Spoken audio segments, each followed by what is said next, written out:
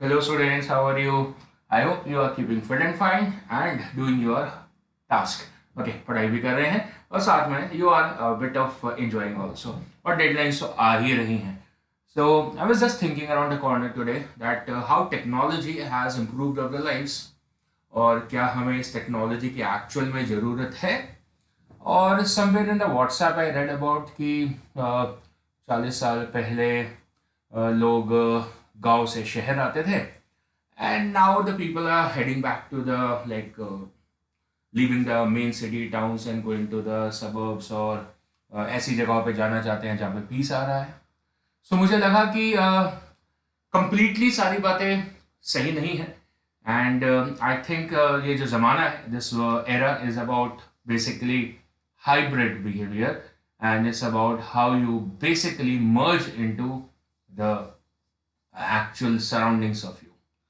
Technology I feel is मेरा एक से है कि it is actually improving our lives a lot. हाँ, there are always pros and cons for it और हमेशा हर चीज़ के दो coins होते हैं.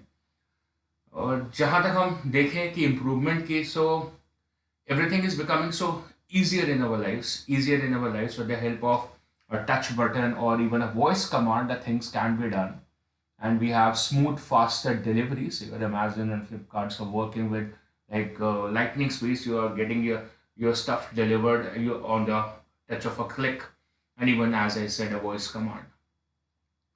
Somewhere it may feel that we are getting lethargic and we are getting more dependent upon the technologies, or like we are actually being monitored by AI. So there are a lot of stuff. There are a lot of stuff where like there will be contradictions. पर जमाना क्या है hybrid का, जमाना क्या है आगे बढ़ने का और किसी तरीके से पुरानी बातों के साथ में नई बातों का मेल जोल बढ़ाने का, सिंक क्रिएट करने का, अगर कोई कॉन्फ्लिक्ट्स हैं उनको रिमूव करने का, जैसा कि हमारे नील बोहर ने किया और उन्होंने कॉन्फ्लिक्ट्स को रिमूव करा और एक हाइब्रिड बिहेवियर क्रिएट करा between the classical physics and between the modern physics. So हमें भी अपने लाइफ में ऐसा ही सोचना चाहिए और आगे बढ़ना चाहिए, where the conflict should be resolved and we should look for the solutions to move in the correct direction. So what is in store for us for the today's lecture? आज का हमारा लेक्चर बेसिकली नील Bohr की success के ऊपर है और success के साथ में लिमिटेशंस आती हैं हमेशा limitations. So we will be talking about the limitations also of the Niels Bohr model today. पर पहले थोड़ी उसकी सक्सेस के बारे में जरूर बात करेंगे. How the theory basically change the ideas of the way we actually look at the energy, right? So energy was already quantized by the Einstein and Max Planck, and now is the time to actually check those energy with two aspects. First of all, as a energy level diagram over here, which will impart to us a discreteness, और उसके बाद में एक line spectrum of hydrogen atom के बारे में भी हम डिस्कस आउट करेंगे आज ही के लेक्चर में. तो चलो स्टार्टिंग करते हैं about the second postulate of the Niels Bohr, जिसको हमने कल ज्यादा टच नहीं करा था, स्टेट करा था, यूज नहीं करा ज्यादा. And the second postulate was in fact about the transition. It was about the transition. So we kind of developed a relation of the energy in a particular stationary state, and the relation which we developed was E is equal to minus of 13.6 electron volt into Z square upon N square. This was for a hydrogen like atom in a particular quantized state, that is a particularly stationary state or a radiationless orbit. Let's say n equal to 1, it will be minus 13.6 eV Z square. And if it is n equal to 2, you can do your bit of the calculation. That will be minus 13.6 upon 2 square into Z square. If it is a hydrogen atom, Z will become equal to 1. If it is a helium, the Z will become equal to 2, and so on. You can keep on doing the modifications. We keep our things alive. कि हमारा जो नील Bohr atomic model है, this was basically generated for a single electron model, and that may remain as a limitation for the Neil Bohr model, right? So now this particular energy is the energy for a particular state, and now the electron interacts with the photon, right? So electron interacts with the photon just like that we did in the photoelectric effect, in which that photon gets absorbed by the electron. So we require a right energy photon. जैसे हमने photoelectric effect में भी पढ़ा कि अगर आपको उस electron को फ्री करना है तो आपको सुटेबल एनर्जी, सुटेबल फ्रीक्वेंसी का फोटोन भेजना पड़ेगा. In the same mannerism over here, there are supposed to be some allowed transitions, क्योंकि हम बोल रहे हैं कि principal quantum number n equal to 1, n equal to 2, n equal to 3 यही अलाउड स्टेट्स हैं. तो इसका मतलब अगर दो स्टेशनरी स्टेट्स के बीच में आपको ट्रांजिशन करवाना है, हम एग्जैक्टली नहीं बोल रहे कि हमें इलेक्ट्रॉन को फ्री करवाना है. अब हम बोलना चाहते हैं कि हम इलेक्ट्रॉन को एक्साइट करवा रहे हैं. क्या कर रहे हैं?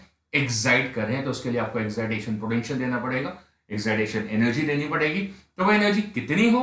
That is suppose to be the difference in the two stationary states. For example, हमें उस इलेक्ट्रॉन को, जो हमारा टारगेटेड इलेक्ट्रॉन है, उसको n इक्वल टू 1 से n इक्वल टू 2 पे शिफ्ट करवाना है. इसका मतलब जो इनकमिंग फोटोन होना चाहिए उसकी इतनी एनर्जी होनी चाहिए that states the difference between the energy of the two stationary states.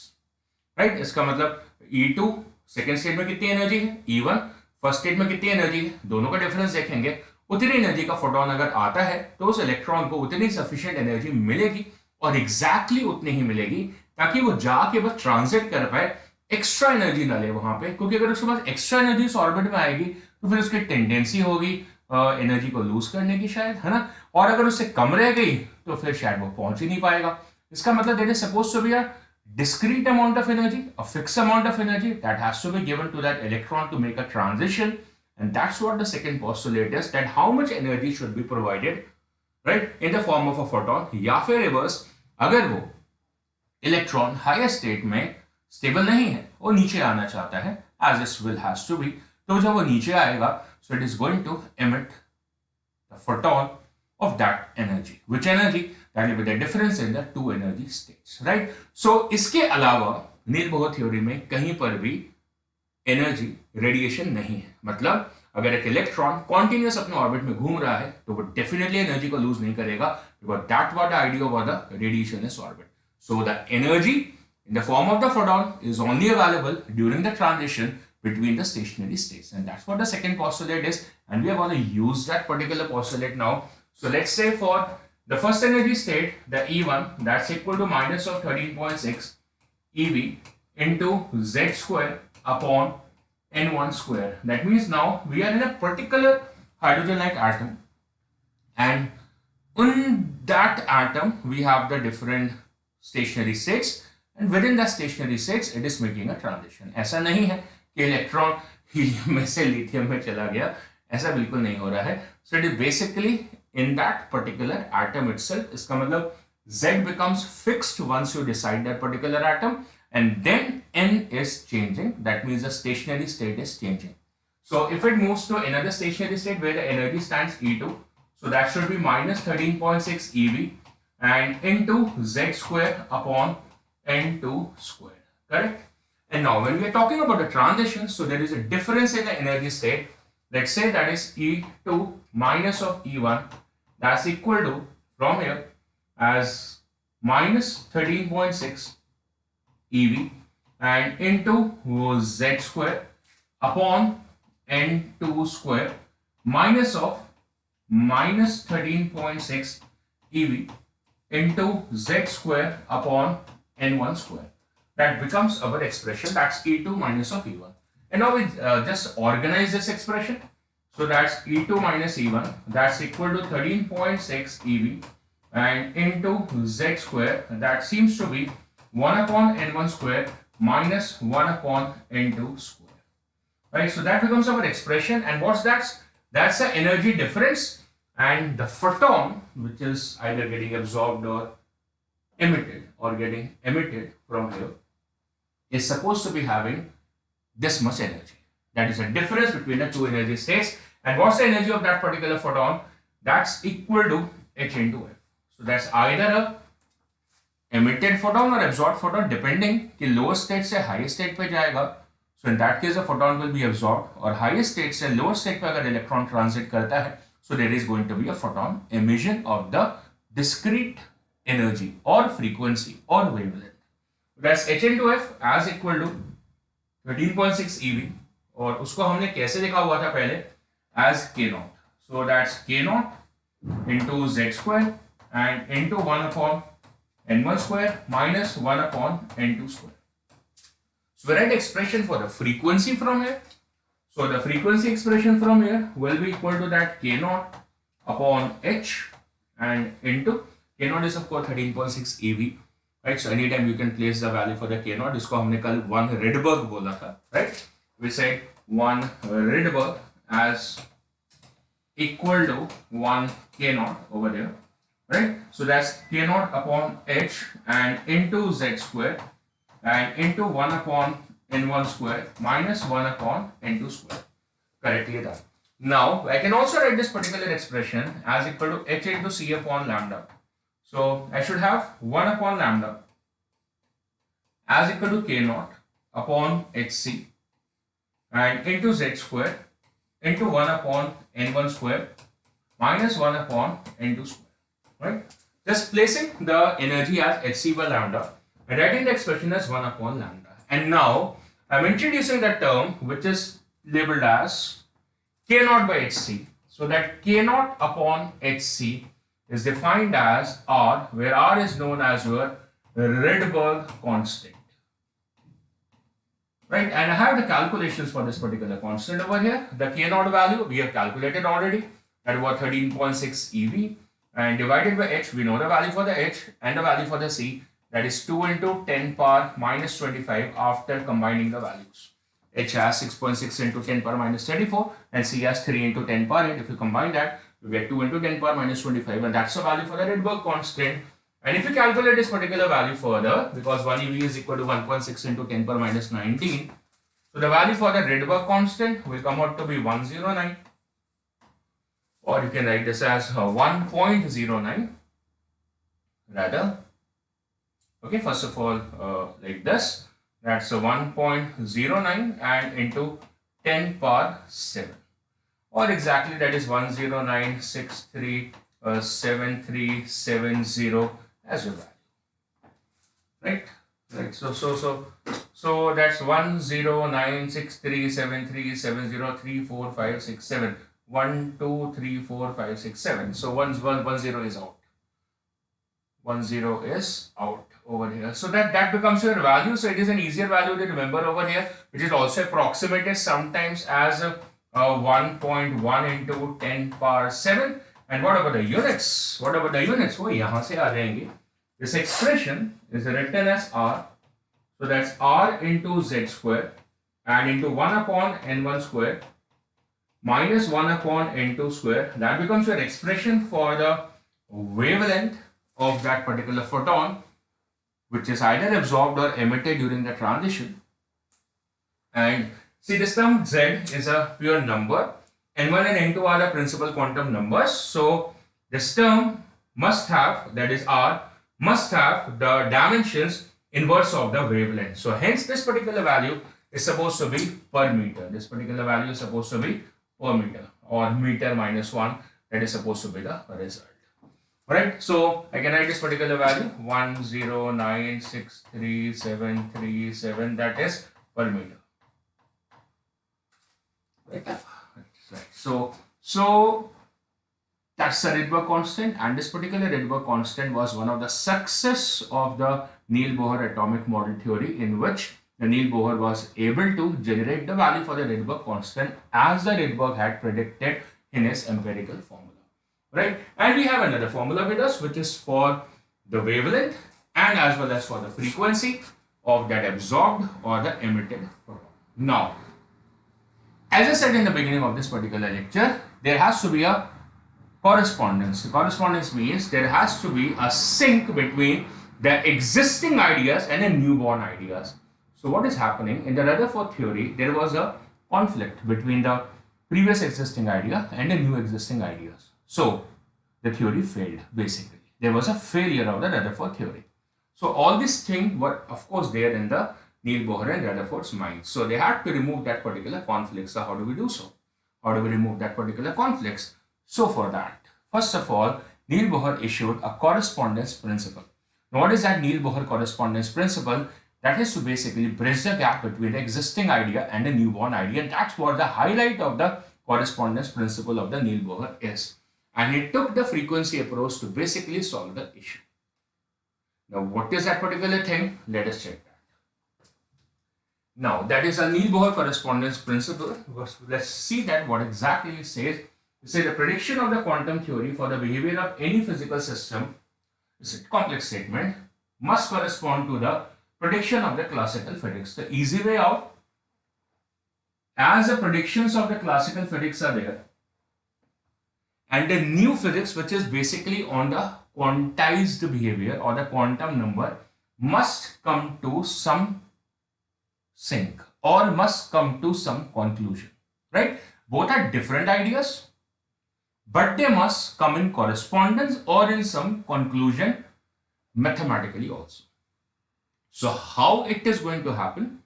This happens when the n, what is n? The principal quantum number, assumes a very large value. If it is so, in that case, what happens? The quantum theory, which is a discrete theory basically merges or agrees with the classical theory. अब ये बात बहुत पुरानी है. जब हम charge के बारे में भी डिस्कस कर रहे थे और क्वांटाइजेशन ऑफ चार्ज का डिस्कशन करते हैं, तो हम ऐसा बोलते हैं कि जो Q इक्वल टू एन का फॉर्मूला होता है, उसमें जो n होता है, that's an integer. If it is having a low integer values 1, 2, 3, 4, 10, 20, 50, 1000 like that, then it is countable and it seems to be discrete. लेकिन अगर n की वैल्यू बहुत ज्यादा हो जाती है, just like a 1 coulomb of a charge, जिसमें 6.25 into 10 power 18 electrons आ जाते हैं, so in that case it appears continuous, and that's what the idea is. See, the wave, the electromagnetic wave theories are basically talking about a wave aspect where the wave appears as a continuous, it's a collection of the frequencies, there's continuous behavior. So if it is a continuous behavior, so then when will it basically merge with the quantum theory where the n becomes extremely large? And that's exactly the idea is that where the n value, the principal quantum number, rises to a very high terms, very high values, then both the theories, the quantum modern theory and the classical EM wave theory, is going to come into an agreement, and this idea is known as a Bohr correspondence principle. For this, see, we must have a photon which is getting emitted, correct? Now, if the photon is getting emitted, that means that photon is coming from a source, correct? That source is what? That electron in which the photon was there, and then that electron decided to transit down. So when it comes to the lower energy state, so it has to lose the energy. So that means that energy was coming from that electron only, which was initially in the higher state. So that electron becomes a source of that particular photon. That means the frequency of the transited photon must correspond with the frequency of the orbit of that electron. Are you getting the point? See, we calculated yesterday the frequency in which the electron was moving in its current orbit. A particular orbit में it was circulating at that particular rate of the frequency. We calculated that expression as 6.6 into 10 power 15 hertz into z square by n cube. Let me write that. There's a frequency in that particular circular orbit, and this is coming because of the orbital motion. And we calculated this particular term as equal to z square upon n cube and into 6.6 into 10 power 15 hertz. Now this particular expression is coming from the classical theory, right? The classical theory in which we use the classical electrodynamics, that electrostatic force provides the basically centripetal force and angular momentum idea, correct? And so this is the expression because of that movement. And now what happens? This electron which is in this particular orbit decides to take a transition into the lower state. So it takes a transition into the lower state from here and it comes here. So it emits a photon over it. So this particular photon will be having a frequency. And while this electron is circulating inside us, as it is circulating inside us, so it is also having a frequency. That is this particular frequency. And what is the frequency of this particular emitted photon? That's what we have just now expressed over here. That's the expression for that particular frequency which has been emitted. Correct? So that can also be written from here, right? Or it can also be written like this. 1 upon lambda is this expression, Rydberg constant. Let me see.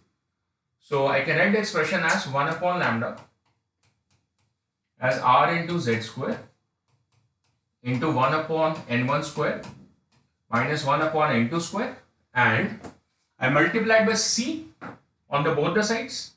So that will be c upon lambda, and c upon lambda is going to become what? F. That will be the frequency. C is equal to f lambda. So that becomes rc into z square and into 1 upon n1 square and minus 1 upon n2 square. Correctly done? Yes, correctly done. Now, let's say there is a transition between a two consecutive states. Let's say there is a transition between two consecutive states as shown in this particular diagram. Which means, let's say this is n and this is n plus 1 state. Alright. So n is a principal quantum number. So then this frequency should be equal to r into c z square and into 1 upon n square minus 1 upon n plus 1 whole square. Right. So these are the calculations for the Bohr correspondence principle, which is we are deriving basically that particular principle. So that's equal to rc into z square into, that becomes n plus 1 whole square minus of n square divided by n square into n plus 1 whole square. Now, this expression works as equal to rc into z square, opening this up, that's n square plus 1 plus twice of n minus of n square divided by n square into n plus 1 whole square. In this n square gets cancelled. That's the expression for frequency, which is completely different from this frequency. This one. Let me write this particular frequency as f naught. Right? So this particular frequency, which is this f naught, and this frequency f, which is for this emitted photon, is not matching exactly. It is not generating the same behavior. Over here, this particular frequency behavior is proportional to 1 upon n cube. Correct? And over here, the expression does not seem to be like that. So it's not matching. So which is like a conflict. See, this particular photon which is getting emitted, उसका source तो यही electron है. इसका मतलब जो source की frequency होती है, वही जो photon emit होता है उसकी frequency होती है. यही सारी बातें हमने EM wave में पढ़ी हुई है, photon theory में पढ़ी हुई है. That photon frequency is a characteristic of its source, and the source over here is this particular electron. जिसके अंदर से ये particular photon बाहर आया है, फिर frequency का match up होना चाहिए, जो कि लग नहीं रहा है, expression match नहीं कर रहा है. So the correspondence principle says it will match. It will come to an agreement. There is going to be a correspondence, but when you consider n to be very large, you limit this idea to n tends to infinity. So n becomes very, very large, which means over here, now you need to do a arrangement where n becomes much greater than 1. It's very large. Now see what happens. See, this is supposed to be all a constant. So I can write this as f proportional to. This becomes 2n plus 1. So that 2n is much greater than 1. So I can write this as simply 2n. Reason 2n is much greater than 1 because n is much greater than 1. Reason because we have assumed this idea. Upon this becomes n square and n square. Reason because n is much greater than 1. So 1 has to be neglected in comparison with n. Right, that's what the agreement is coming. And see what beautiful thing happens. That is proportional to 2 is anyway a constant. So that is 1 upon, that is n power 4, and this is n, so that is n cube. And now if you see, this expression for the frequency is coming in agreement with the basic frequency of that electron in the orbit. And this idea is supposed to be known as the Bohr correspondence principle. So now the theory fits. That this is an emitted photon and the source of this is supposed to be that electron. So the frequency of that electron in the orbit should come in correspondence with the frequency of this emitted photon, and that's what this calculation suggests to us, and that's what the Bohr correspondence principle is there. And that's one of the beautiful things about this particular theory, that it basically brings the classical theory in agreement with the modern quantum theory. Rightly done. So this is as large n limit, which we have done now, and hopefully you have understood this particular idea. The Bohr model must reduce, मतलब Bohr model अब वो पुराना ही लगेगा, जैसे classical theory की बातें हम पढ़ रहे हैं वैसे ही लग रहा है। Bohr model must reduce to a classical atom which obeys the classical theory. तो बहुत सही हो गया है और कॉन्फ्लिक्ट दूर हो गया है, पुराने लोग खुश हो गए हैं, तो हम जीवन में आगे बढ़ सकते हैं उनके आशीर्वाद से। चलो आगे बढ़ते हैं। So then the correspondence principle की हाइलाइट्स जो हैं वो एक बार डिस्कस आउट कर लेते हैं और देखते हैं कि आइडिया कितना इंपॉर्टेंट था, कितना इंपॉर्टेंट था। करेक्ट है? So see this, quantum mechanics is in agreement with the classical physics. पढ़ ली हमने बात, ठीक है ना? और ये कब होगा वो बहुत इंपॉर्टेंट है, व्हेन द एनर्जी डिफरेंस, क्योंकि हम जो फोटोन की एमिशन और एब्जॉर्प्शन की बात कर रहे हैं वो basically energy difference of quantised state से आ रहा है। तो energy difference between the quantised levels are very small, very small, मतलब डिफरेंस इन एनर्जी जब बहुत कम होगी तब ये कॉरेस्पॉन्डेंस में आएगा। अगर डिफरेंस इन एनर्जी बहुत स्मॉल नहीं हुई, जैसे लाइमन की फर्स्ट लाइन में, ये नहीं लगेगा, ये आइडिया नहीं आएगा। तो जब energy difference between the two states बहुत बारीक होगा तब जाके कॉरेस्पॉन्डेंस आ पाएगा, और जब एन लोअर वैल्यूज में होगा, जैसे लाइमन सीरीज है, एन इक्वल टू 1 से 2, वो उसमें बिल्कुल नहीं हो पाएगा। N equal to 1 to infinity बिल्कुल नहीं हो पाएगा, बहुत एनर्जी लगेगी।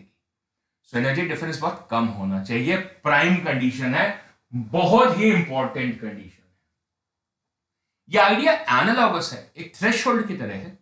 जैसे हमने कल पढ़ा था कि जो न्यूटन मैकेनिक्स होती है और आइंस्टाइन मैकेनिक्स होती है, उसके अंदर एक थ्रेशोल्ड बिहेवियर है कि जो स्पीड ऑफ द पार्टिकल होना चाहिए, अगर वो 0.01 c के नीचे है, तो थ्रेशोल्ड के नीचे है, तो न्यूटन मैकेनिक्स एडॉप्टेबल है। लेकिन अगर वो थ्रेशोल्ड क्रॉस कर जाता है, तो फिर आइंस्टाइन मैकेनिक्स, मतलब रिलेटिविस्टिक मास को आपको अप्लाई करना ही पड़ेगा। ये भी एक तरीके का थ्रेशोल्ड सा हो गया है कि अगर आपके n की वैल्यूज, प्रिंसिपल क्वांटम नंबर की वैल्यूज लो हैं, तो फिर ये पर्टिकुलर आइडिया नहीं लग सकता है। लेकिन अगर n की वैल्यू बहुत ह्यूज है, ज्यादा है, जिसकी वजह से एनर्जी लेवल्स के बीच में डिफरेंस बहुत कम आ जाता है और वो काइंड ऑफ मर्ज करने लगते हैं, तब ये पर्टिकुलर आइडिया लगने लगता है, क्योंकि तब वो कॉन्टिन्यूस फील होता है। So whole idea continuous feel करवाने का है। अगर चीजें कॉन्टिन्यूस होंगी, मर्जिंग जैसी होंगी, तब ये कॉरेस्पॉन्डेंस प्रिंसिपल एक्टिवेटेड है, नहीं तो एक्टिवेटेड नहीं है। तो कहीं ना कहीं नील बोहर ने एक बीच का रास्ता चुना है, एक मंझे हुए खिलाड़ी की तरह, जहां पे उन्होंने अपनी बातों को भी स्पष्ट रखा है, रेडबर्ग की बातों को, बाल्मर की बातों को भी स्पष्ट रखा है, लेकिन साथ में क्लासिकल थ्योरी के साथ में एक कॉरेस्पॉन्डेंस भी करा है, ताकि कॉन्फ्लिक्ट भी ना आए और हम आगे भी बढ़ते हुए जाएं। Right? So for the lower principal quantum number, the continuous behaviour is not there, and so the Bohr correspondence principle will not be applicable. But in the condition where the n becomes very large, so in that case the behavior will appear continuous, and then the Bohr correspondence principle is going to be accepted in agreement with the classical theory, and then we can also say the Bohr model has been reduced to the old classical model. Right? So it's a beautiful idea, beautiful idea. इसको आपको सुनने में भी अच्छा लगा होगा, पढ़ने में भी अच्छा लगता है, ब्लेंड जब हम करते हैं अच्छा लगता है। आज का लेक्चर मैंने शुरू भी यहीं से किया था, from the blending hybrid models. Right? So as a quantum number gets larger, this is a simpler version of this idea, simpler language में, बहुत सिंपल लैंग्वेज में डाला गया है। The classical analogy is found to get better and better, है ना? हम हमेशा फिजिक्स को एनालॉगस तरीके से पढ़ते हैं, तो हम कह रहे हैं कि जो क्लासिकल फिजिक्स और मॉडर्न फिजिक्स की जो एनालॉगस कैरेक्टर है वो तभी हो पाएगा अगर n की वैल्यू बढ़ती जाए, बढ़ती जाए, बढ़ती जाए तो। Right? In the limit of the large quantum numbers, the behavior of any mechanical system becomes classical. तो वही बातें हो गई, अगर क्वांटम नंबर बहुत लार्ज, ज्यादा लार्ज हो जाएगा तो फिर क्लासिकल थ्योरी आ जाएगी, नहीं तो नहीं आएगी। दूसरा पॉइंट भी है, नहीं तो नहीं आएगी, उसको मत भूलना। या ऐसा नहीं है कि ये हमेशा है, यह एक कंडीशन है, n की वैल्यू बहुत ज्यादा होनी चाहिए तभी ये सब कुछ लगेगा। ठीक है ना? Quantum mechanics contain Newtonian mechanics as a special case, जो ये बता दिया है। ठीक है ना? न्यूटोनियन मैकेनिक्स कब आती है? जब v की वैल्यू c से काफी कम होती है, तो वो एक्चुअली में क्वांटम मैकेनिक्स ही है। उसका स्पेशल केस क्या है? न्यूटोनियन मैकेनिक्स है। उसी तरीके से यहां पर अब हम एक थ्योरी बना चुके हैं जिसके अंदर एक स्पेशल केस है जो कि क्लासिकल फिजिक्स को केटर करता है, और वो तब है जब प्रिंसिपल क्वांटम नंबर की वैल्यू क्या है, बहुत ज्यादा है। कितना मजेदार एस्पेक्ट है ये समझने का, ठीक है ना। ये लिमिटेशंस को केटर भी करता है और एक बाउंड्री भी क्रिएट कर देता है कि ये होगा तो इस तरीके की फिजिक्स आएगी और इस तरीके से आप क्लासिकल फिजिक्स में जा सकते हैं। नहीं तो आपको ऊपर वाले कॉन्सेप्ट जो है, अच्छे वाले कॉन्सेप्ट जो है वो क्या है, क्वांटम, वही पढ़ने पढ़ेंगे और पढ़ने चाहिए भी, ठीक है ना। Discrete values are very very important. आप घर में एलईडीज यूज करते हैं कि नहीं करते हैं। अब एलईडी का कलर क्या होता है, जो मैंने एक क्वेश्चन आज से 4-5 साल पहले किसी स्टूडेंट से पूछा क्लास में, लाइव क्लास में, कि एलईडी का कलर क्या है, so the first impression was red. तो I actually kind of expected the answer.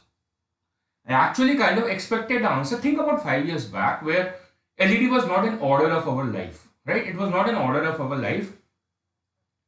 And then when I asked this particular question, the natural color of the LED or a laser came out to be like a red, because that's the most prominent thing which they used to, as a laser, they used to have that red color.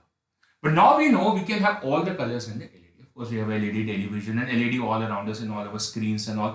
So all the possible colors are there. But if you want a specific color, can you generate it? Of course, and that is via a discrete energy transition of electrons. So how do you generate LEDs? That is by the electron transitions. And if you want a specific color, so you must have a specific transition. If you want a color which is not stated as VIBGYOR, or you can have a cyan blue or like a magenta color or any other color which is like you want, like an Asian paint brochure, so you can have that exact transition to generate that photon which will be having that particular color. So isn't it exciting? It is. And how can you get that? That is by generating that discrete values. So kind of the blend. और हम ऐसे देखें तो VIBGYOR एक पूरा का पूरा spectrum है जिसके अंदर सारे कलर्स हैं, जैसे रेनबो में आते हैं। इकट्ठा देखें तो सारे कलर्स हैं, लेकिन एक एक देखें तो डिस्क्रीटनेस है। तो दोनों बातें साथ साथ चलती हैं। आगे बढ़ते हैं। And so I am here with the energy level diagram. So I need to create a energy level diagram for me. So let me create it. Now for that, this is n equal to 1.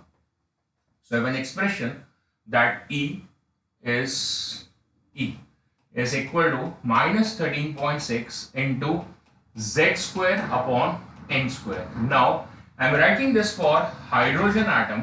So therefore the value for the Z is equal to 1. So the energy is equal to minus 13.6 eV upon N square. This is in the nth state.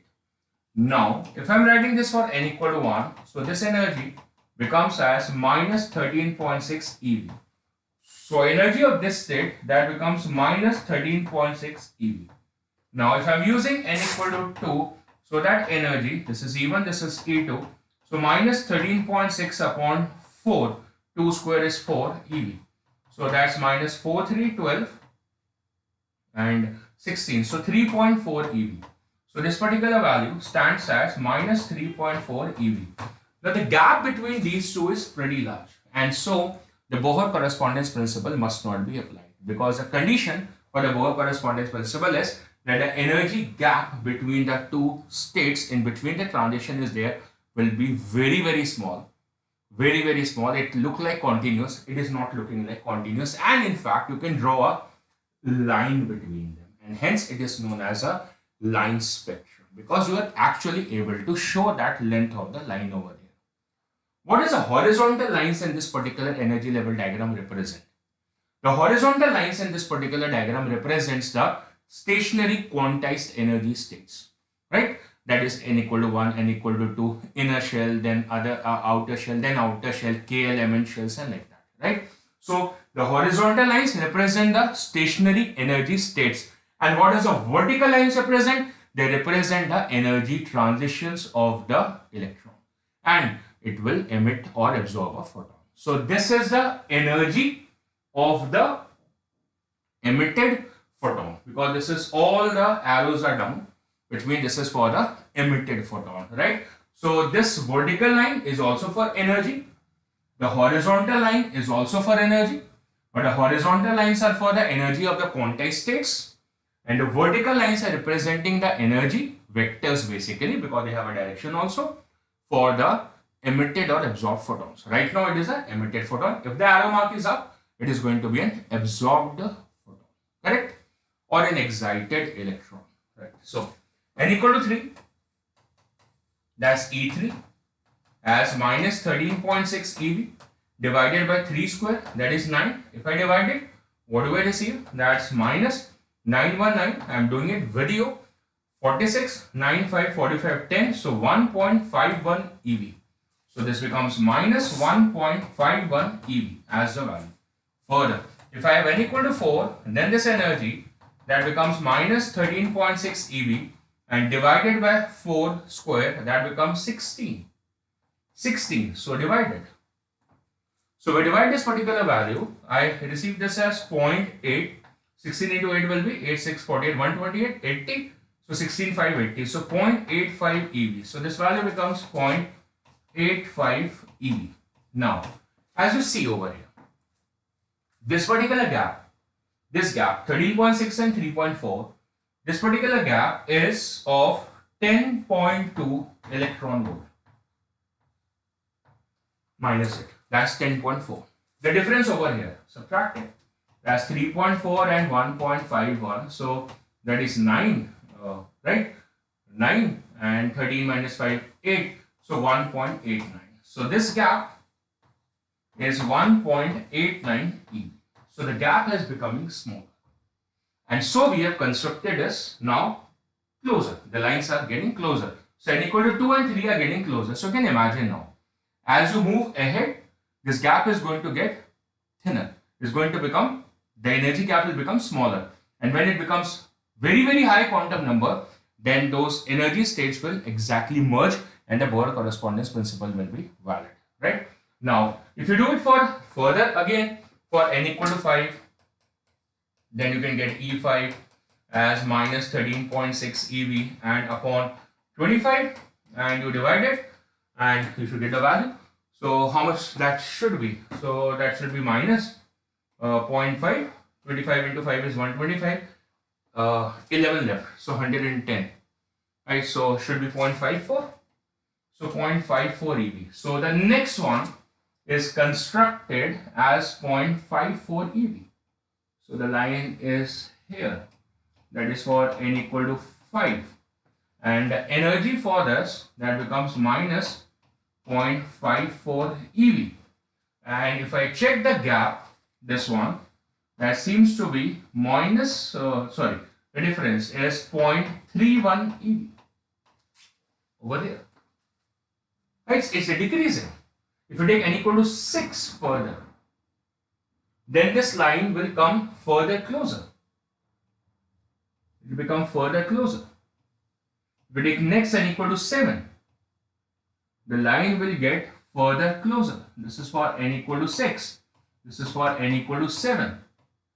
The lines are getting closer and closer. And what are the values? The values are 0.38 eV minus 0.28 eV. As we are rising, you can calculate by using this particular expression. And so what is the energy gaps which are getting reduced? So this particular value, what's this value? What is this value? 0.38 minus 0.28, that's merely 0.1 eV. This is still n equal to 7 only. If you take it to n equal to 12, 13, 15 or n equal to 50, 50 or 60, this will be negligible kind of energy gap. And if it is negligible kind of energy gap, these energy states are going to merge. And when they merge, it is going to become what? It's going to become continuous. So then I'm going to sketch this kind of a line here. Like this. This corresponds to what? N equal to infinity.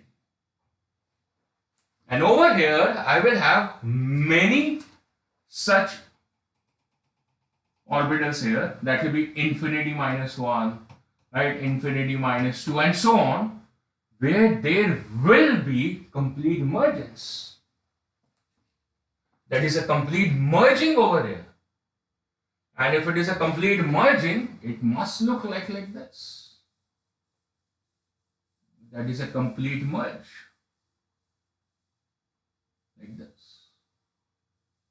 Where it is when n becomes very, very large. And so in this particular part, it looks like in this part, it looks like, I did not change it, it looks like what? Continuous. And over here, what it looks like? It looks like line. So that's your line spectrum. So the Neal-Bohr spectrum is supposed to be, for a hydrogen atom, is going to be a line spectrum for the lower order principal quantum numbers, and seems to be a continuous spectrum for a very high value of the principal quantum number, where the orbitals seems to merge with each other, and the correspondence principle, that is the correspondence principle, is valid. Right? This is valid in this particular part. Over here, the correspondence principle is not valid, and this is supposed to be a completely discrete behavior. This all which you are sketching, this all is supposed to be a discrete quantum approach. Right, so we have drawn the line between the idea, और बहुत अच्छे से अब आपको बहुत correspondence principle समझ में आ गया है, और जो हाइब्रिड लर्निंग है वो भी बात आपको समझ में आ गई है, बहुत ही प्यार से, बहुत ही अच्छे से, और ये वैल्यूज भी आपको याद हो गई है काइंड ऑफ, है ना? -13.6, -3.4, -1.51, -0.85, -0.54, -0.38, -0.28. This will give you an edge in the calculation. You will become quite sharper and faster in the calculation. Right, so ज्यादा नहीं करी है, n = 7 तक करिए. मैंने एक्सपेक्ट करा कि n = 8 भी याद करेंगे. ये भी आप 2 जगह करेंगे, आपको याद ही हो जाएगी. नहीं तो आप कैलकुलेट भी कर सकते हैं, नहीं याद करनी तो मत करो, कैलकुलेट भी कर सकते हो. Just it makes you fast. Data always makes you fast. Right, अपनी एज याद है, वेट याद है, हाँ ना, फोन नंबर याद है, हाँ ना, घर का पता याद है, गाड़ी का नंबर याद है. कैसे याद हुआ? कैसे याद हुआ? रट्टे मारे क्या? मेरे घर का नंबर ये, मेरे घर का नंबर ये, मेरी गाड़ी का नंबर ये, याद किया क्या? मेरा फोन नंबर, ऐसे तो नहीं करा, फिर भी हो गया ना. उसी तरीके से ये भी हो जाएंगे. ठीक है, सो कितनी सारी बातें समझ निकल के बाहर आ रही हैं. और फिर हमने लाइन स्पेक्ट्रम बना ही लिया. जब हमें पता चला कि लोअर क्वांटम नंबर पे लाइन स्पेक्ट्रम बन सकता है, तो फिर हमने लोअर क्वांटम नंबर पे बना लिया. और आपने पूछा नहीं कि मैंने n = 7 तक क्यों ले लिया, क्योंकि वहीं तक एग्जैक्टली लाइन स्पेक्ट्रम वैलिड रहता है. उसके बाद एनर्जी गैप इतना कम हो जाता है कि लाइंस की विजिबिलिटी ही गायब हो जाती है. मतलब जो एनर्जी लेवल डायग्राम में जो लाइन बनेगी वो इतनी छोटी होगी कि वो मर्जिंग सी लगेगी. 0.1 इलेक्ट्रॉन वोल्ट के नीचे हम एक्चुअली में 2 ऑर्बिटल्स को मर्ज होता हुआ ही बनाएंगे, गैप ज्यादा दिखेगा नहीं. तो हमने कहां तक सीरीज बनाई? क्या बनाई? सीरीज बनाई. सीरीज का मतलब क्या है कि आप एक बेस लेवल डिसाइड कर, है ना, एक बेस लेवल डिसाइड कर लिया. जैसे हमने n = 1 का एक बेस लेवल डिसाइड कर लिया और देखा कहां से वहां पे ट्रांजिट करके इलेक्ट्रॉन आ रहा है. और इसकी प्रोबेबिलिटी थोड़ी ज्यादा है क्योंकि ये ग्राउंड स्टेट है, और ग्राउंड स्टेट में इलेक्ट्रॉन ज्यादा स्टेबल होता है क्योंकि वहां पे एनर्जी, पोटेंशियल एनर्जी बहुत ज्यादा नेगेटिव होगी, तो इलेक्ट्रॉन बहुत ज्यादा स्टेबल होगा. इसका मतलब ग्राउंड स्टेट की तरफ तो ट्रांजिशन बनता है.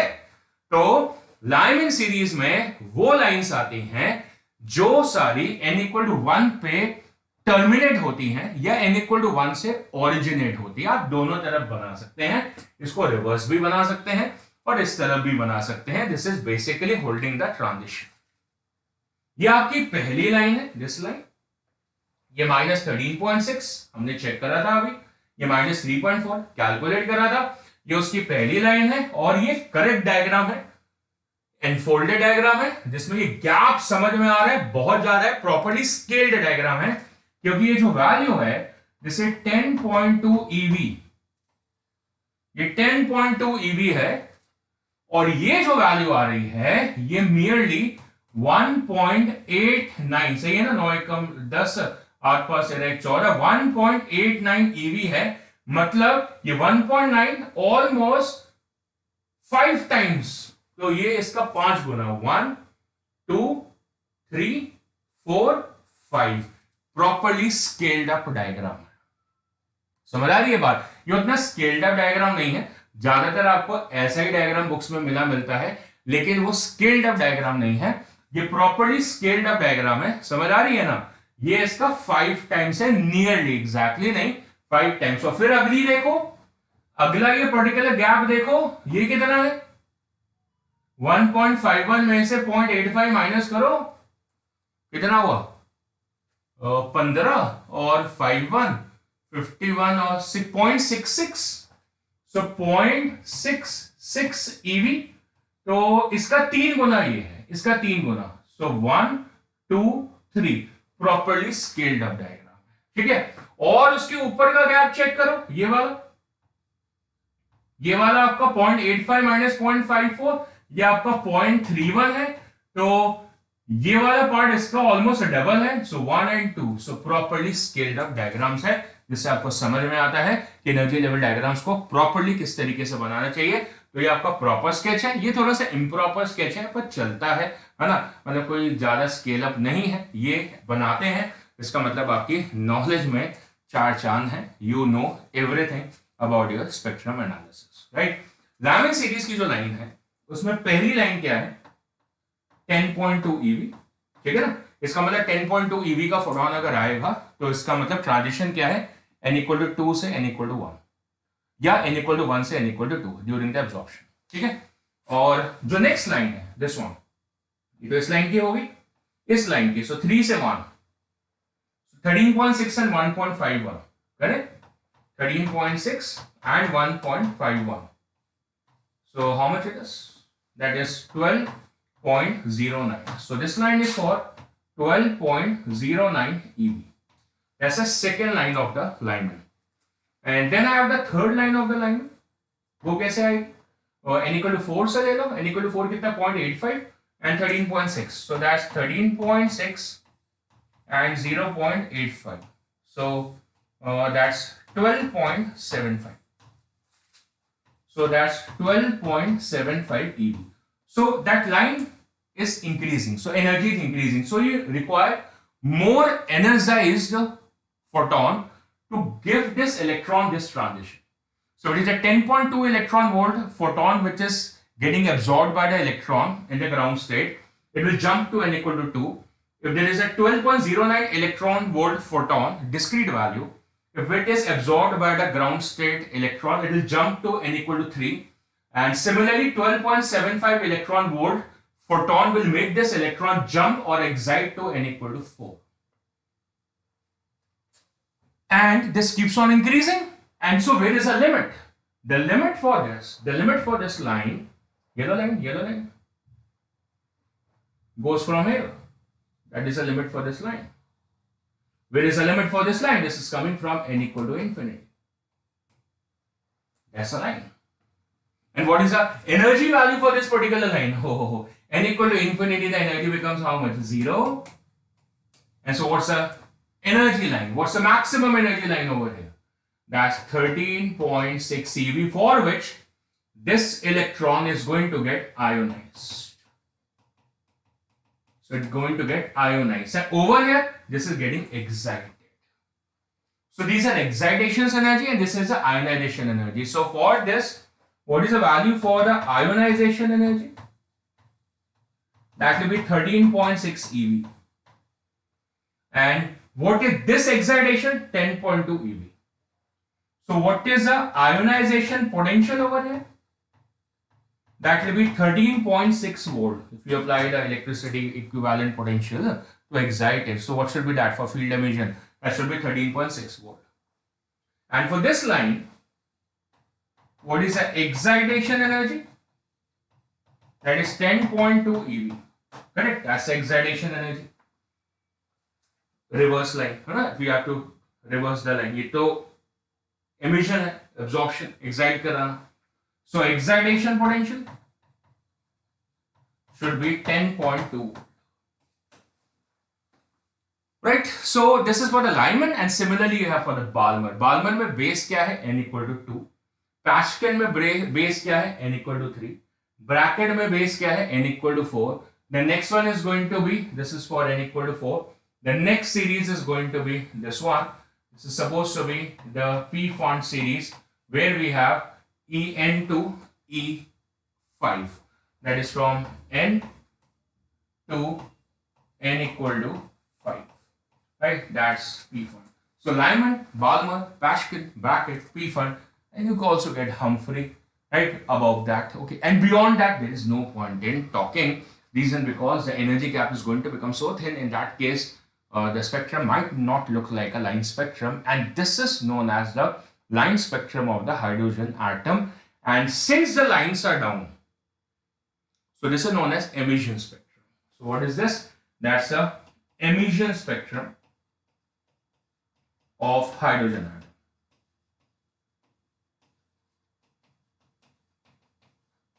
All right.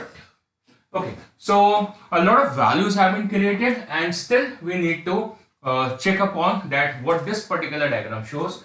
This diagram shows the possible transition both ways.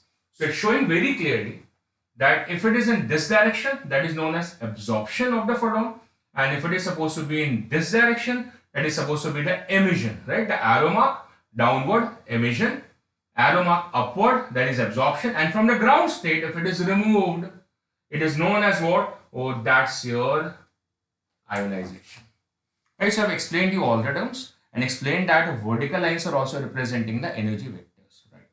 Now, this is Lyman, this is Balmer, this is Paschke. When you will be checking in the wavelengths, you will find that this wavelength of the photons which you get either absorbed or emitted will lie in the ultraviolet part of the EM spectrum.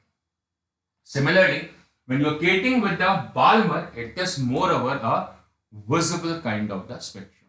And if we are talking about the Paschke and so on, we are talking in the infrared region. That means Paschke, Brackett, P-field, all lies in the infrared, medium infrared, far infrared, all of them lies in the infrared region. That is a spectrum analysis. Of course, we have to talk a little bit about the EM spectrum, and therefore this is that portion of the spectrum, right? So all the lines does not lie in the visible part. If you are talking about the visible, so it is Balmer, and that's the reason we were in the previous lectures always talking about a Balmer and Rydberg. Reason because the Balmer deals with the visible spectrum, right? So we have understood the meaning of the lines. Arrow up, that's absorption. Arrow down, that is supposed to be emission. Now, if an electron is supposed to be in the highest state, then what is the tendency of that particular electron? The tendency of that particular electron will be to acquire stability because it is in the highest state, and it will have this idea to come to the ground state, and then it can take an absorption. That is going to be the highly probable behavior. Which means when we are talking about the absorptions, emission can take place from any state. मतलब n equal to 2 state पे electron है, n equal to 3 पर है, n equal to 4 पर है, वो emit करके photon को नीचे आ जाएगा क्योंकि उसको स्टेबिलिटी चाहिए. So emission spectra is not an issue, but when it comes to the absorption spectra there is an issue because the electron naturally to gain stability will prefer to first of all come down, right? So mostly the absorption spectra you will find is being sketched from the Lyman spectrum, that is from the Lyman series, because the Lyman series is from n equal to 1. So you will have a transition n equal to 1 to 2, 1 equal to 3, 1 equal to 4, or from 1 equal to infinity. Got the point, right? So probability is higher for the absorption spectrum for Lyman. Emission spectrum is an equal behavior, right? For all of them, because all of them are in the unstable state, so they want to come to the ground state. Absorption more for the Lyman. Okay, and then of course you can have a requisite amount of energy, then you can do anything. Okay, so this is what I have explained to you, the energy level diagram, and now this is a table, and which is an enormous table which will actually summarize whole of the spectrum analysis in one go. And let's see what's in store for us in this particular table. We had a various lines. So first of all is a Lyman line.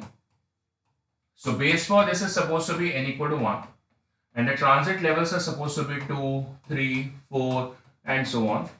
The maximum energy transition means The longest line is from where? Infinity to 1 or 1 to infinity. So that's infinity to 1 or vice versa. The minimum energy transition, the minimum energy transition for Lyman. So 1 to 2, because 1 to 2 it is 10.2 electron volt. 1 to 3 it is 12.09. Right? 1 to 4 it is 12.75. So it is growing. So the minimum is how much? 10.2. So that is for immediate next. That is from 1 to 2. That transition, or from 2 to 1. Correct? And minimum wavelength. So I am writing this at 2 to 1 just for the emission part, right? So 2 to 1. I am writing this as 2 to 1. And the minimum wavelength. So I have equal to hc by lambda. So maximum energy is going to correspond for the minimum wavelength. So that will be for this part. And I wish to calculate it. So how do I do it? For that I need to use the expression 1 upon lambda is equal to r into 1 upon n1 square minus 1 upon n2 square. Correct? This expression. This is for hydrogen atom only. So I am taking z equal to 1. Now it is from infinity to 1. So that's 1 upon infinity gone. That becomes 0. So that's 1. So 1 upon 1. So that becomes 1. So 1 by lambda becomes r. 1 by lambda becomes r. So lambda becomes 1 upon r. What does it become? 1 upon r, placing n2 as infinity, n1 equal to 1. So get the minimum wavelength as equal to 1 upon r. Minimum wavelength. Maximum wavelength. Maximum wavelength is for minimum energy. Minimum energy is 2 to 1. So it is 2 to 1. It will look like 1 upon lambda as equal to r into 1 minus 1 upon 2 square. That is basically 1. So that's 1 minus 1 by 4. It is from 2 to 1. So 1 minus 1 by 4 is 3 by 4. So lambda is going to become what? This becomes 3 r by 4. Reverse of it. So 4 upon 3 r. So I am going to get a maximum wavelength as 4 upon 3 r. This is a maximum wavelength.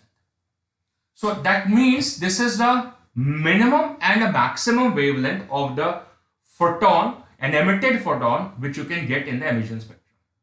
So rest all of them are going to lie within that, from the minimum to maximum. So what is the width of that particular spectrum? That is a Lyman spectrum. Lyman maximum line is having a wavelength 4 upon 3 r. The minimum it is 1 upon r. So what is the width? Maximum minus minimum.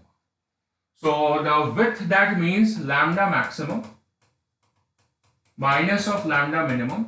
So that width becomes 4 upon 3 r minus 1 upon r. So 4 by 3 minus 1. So 1 upon 3 r. So that's the width, that is 1 upon 3 r. Correct. That is for your Lyman. Let me do the same thing for the case of the Balmer. So let me try it for Balmer. So for the Balmer, n is equal to 2 and the highest states are 3, 4, 5 and so on. The maximum energy will be from infinity to 2. Correct. This maximum energy is also known as a series limit. So this one and this one, they basically talk about a series limit. Right? That's known as a series limit. Right? That is for the minimum wavelength or maximum energy. Minimum energy, that means what? That is from consecutive. Consecutive means 3 to 2. Correct? Now let's check in the values. So over here, first of all, for the minimum wavelength, so infinity to 2. So 1 upon 2 square minus 1 upon infinity. So 1 upon infinity goes, that becomes 1 upon 2 square, 1 upon 4. So lambda becomes 4 upon r. Reverse it. How much it becomes? 4 upon r. So that's 4 upon r. That becomes a kind of interesting thing. Interesting thing means, suppose I am using Lyman-Balmer Paschen over here. So for Paschen, n is equal to 3 and this is 4, 5, 6 and so on. So the maximum energy will be from infinity to 3 and the minimum will be consecutive, that means 4 to 3, and this value I think should become directly, that is 1 by r, 2 square by r, 3 square by r, so that's 9 by r. Simple, because the second is infinity. So this is 1 upon n square, simple, and reverse of it. So this means the next one is going to become how much? Next one is going to become 16 by r and this is going to become 25 upon r. Excitement में 5 का 8 बन गया है ना? कितना है 25 upon, मतलब next series है क्या, next series Lyman Balmer Paschen Brackett and पीफर्ड।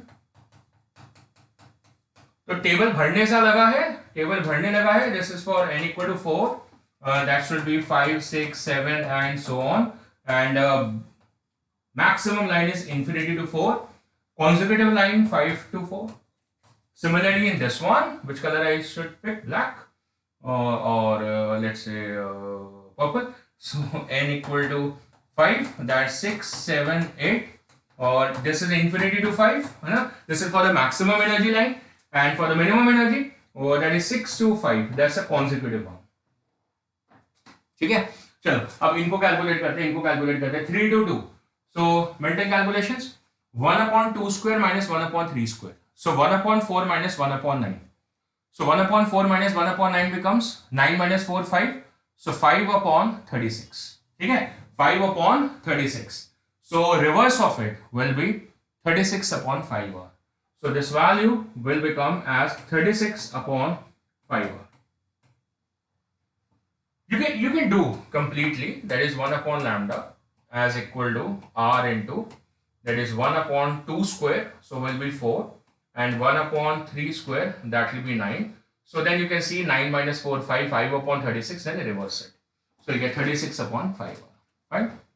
Similarly the next one, that will be 1 upon lambda as equal to r into 1 upon, that's 4 and 3, so 1 upon 9 minus 1 upon 16 square.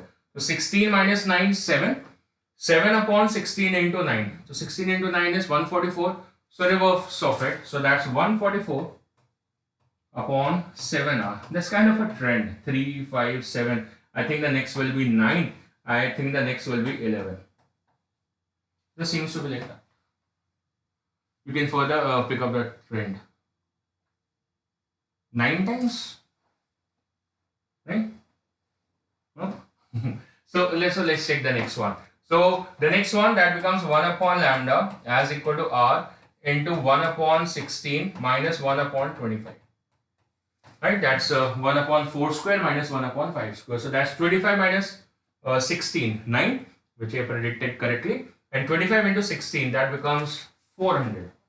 So that's 400 r. The next one and the last one in this, that is equal to r into 1 upon 25 minus 1 upon 36.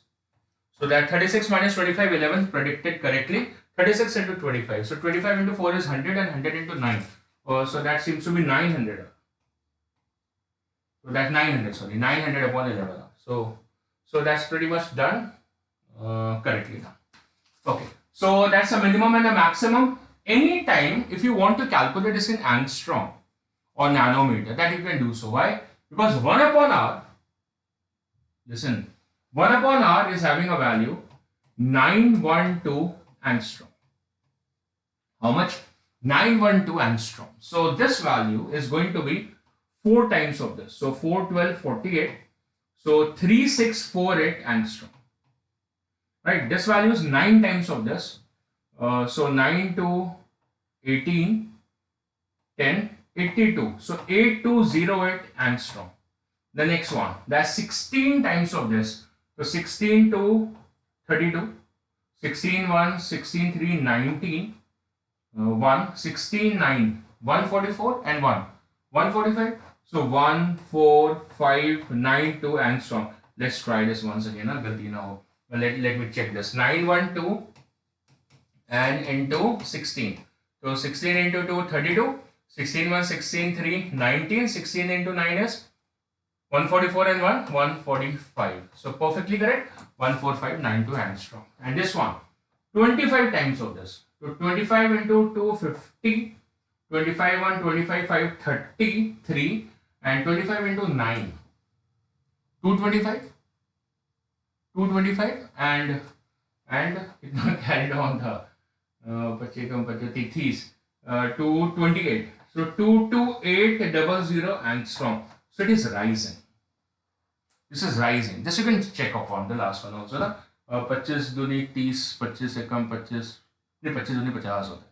25 को 25 बात 30 25 में 225 बिल्कुल सही आ रहा है, बिल्कुल correct आ रहा है, ठीक है। अब ये वैल्यूज भी कैलकुलेट करने पड़ेगी। सो 4/3 times of this, so 912/3 will be 304 and 304 into 4, 304 into 4, how much? 1216 angstrom, 1216, and the width over there, that's 1/3r. What's the width in the next one? उससे पहले ये कैलकुलेट करते हैं, 36/5r, so that's 7.2, 36/5 is 7.2, so 912 into 7.2, let's calculate that, 912 into 7.2, correct? So that seems to be 2 to 4, 212, 18, and 84, and 63. So that's 4, 6, 16, 5, 6566.4. So that's 6566.4 angstrom. Now, you'll be wondering why I'm doing this calculation. So why these calculations are there? To make you comfortable that what portion of the electromagnetic spectrum this idea belongs to. And now you have seen that this complete wavelength, that is from 912 to 1216 angstrom, does not lie in the visible spectrum, and hence it is smaller than the visible spectrum, smaller than the violet, so it lies in the UV range, my friends. So the EM spectrum for this is supposed to be UV, and emission spectrum is allowed, absorption is also allowed from the ground state. That means the probability of occurrence of both of them is equally holding. Emission also, absorption also, ये बात मैंने पहले ही समझा दी। Extra क्या समझा दिया है कि यूवी स्पेक्ट्रम में है, वैल्यूज के साथ प्रूफ करा है। Niels Bohr theory atomic model की स्ट्रेंथ क्या है, everything check through the value. पहले मैंने जरूर दिखाया लास्ट स्लाइड में कि देखो लाइमन में क्या है, यूवी है, बाल्मर में क्या है, विजिबल है। लेकिन अब मैंने स्लाइड के साथ में कैलकुलेशन करके अपने इन हाथों से इस पेन से आपके सामने लाइव prove on करा है that it belongs to the UV spectrum. And if you look at the Balmer, my friends, that is from 3648 to 6566, and what do you think of it? That's corresponding to the visible spectrum, my friends, and therefore this belongs to the visible idea.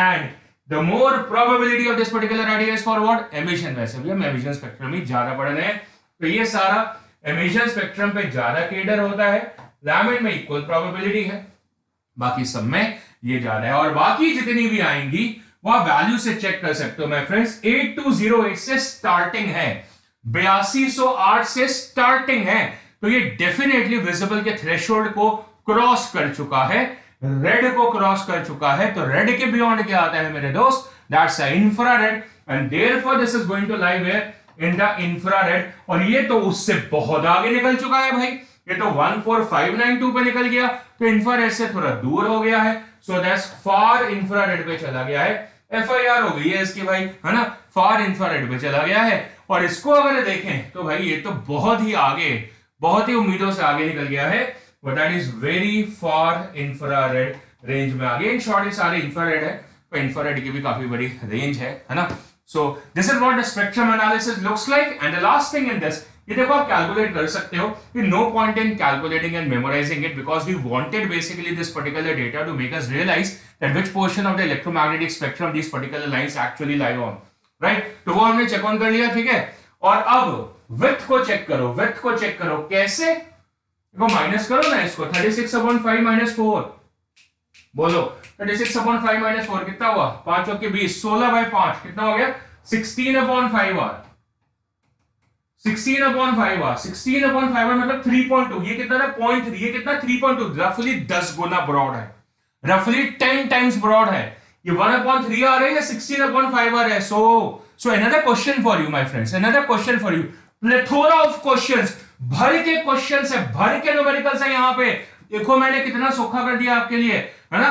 Chemistry में सौखी हो रहेगी इससे, आपकी कितनी सारी values आपके सामने हो गई है, क्वेश्चन ऐसे हो जाते हैं, ऐसे हो जाते हैं। और भी कुछ वैल्यूज याद कराई है मैंने, 10.2 EV, 12.09 EV, 12.75 EV।